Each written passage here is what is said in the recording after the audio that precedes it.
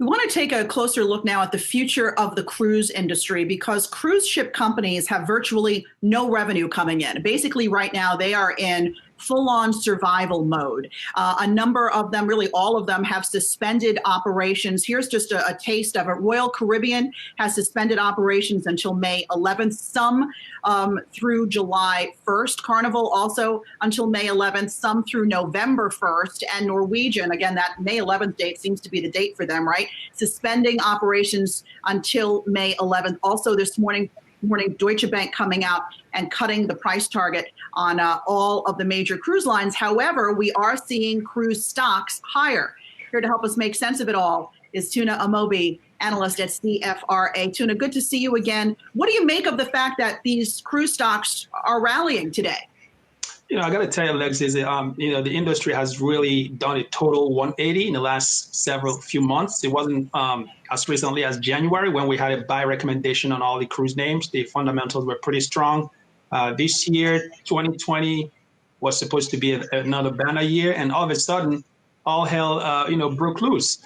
So now we're seeing we have a sell on all the cruise lines. The reason for that is not really that we don't foresee some type of rebound down the road. But we think that, even when that occurs, it's going to be a totally new way of operating, a new normal, not for the better. We think all of the travel restrictions in place and the consumer sentiment affecting cruise travel, travel warning from the CDC, the State Department, all of those things have been etched into the minds of consumers. So it'll never be the same. Remember, these stocks are now trading, even with this rally, still at anywhere from 3 to 5 times forward PE ratios.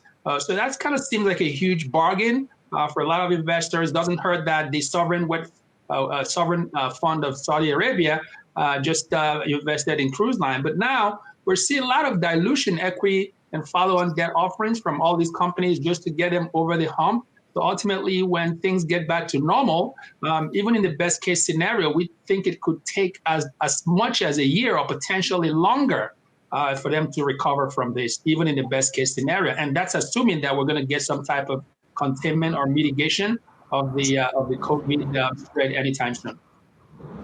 Tuna, do you think it's likely, that stake that the Saudi Arabia took in Carnival yesterday of 8.2% was pretty sizable, but taking a step back, do you think we might see some merger activity where Norwegian tries to join forces with Royal Caribbean? They don't have the sales coming in, but they might try to want to lower their cost base. I think a merger, while it may make sense on paper, given what has transpired, I think I would argue that the conditions right now are less than conducive. The capital market conditions, the operating conditions, and remember, these cruise companies draw their passengers kind of spread around the world. In terms of cruise ship deployment or passenger sourcing, Asia Pacific, Europe, all the regions that are still navigating this, COVID outbreak, including North America, of course. To your question, M&A remains a less distinct possibility in our view. Tuna, but does private equity money come into mix here? Norwegian Cruise Line still has private equity sponsors involved in that company. Is this at a point where PE is sitting on a lot of cash and they see these valuations? And if you're a Norwegian Cruise Line, why not try to go private? There's certainly been some institutional activity involved in the trades that we've seen lately in the past couple of weeks. So sure, there's people out there salivating that, this is arguably a once in a lifetime, opportunity, including private equity. That being said, as Alexis alluded to earlier, there's no revenue coming in.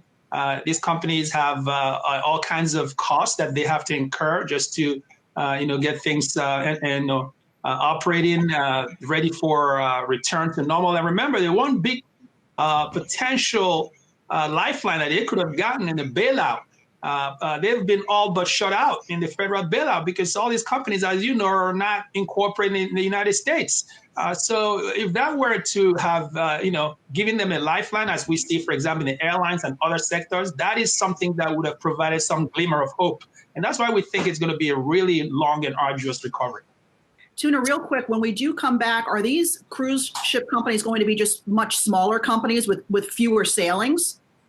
I think there is an argument to be made that there's going to be significant reduction in capacity, much like we expect the airlines to do, just because it's going to take the average consumer some time to get back into that mindset of booking for cruise travel. So yes, we do expect some type of capacity reduction, as opposed to the last few years where we're seeing new ships and all of that. I think all of that is going to stay on hold right now.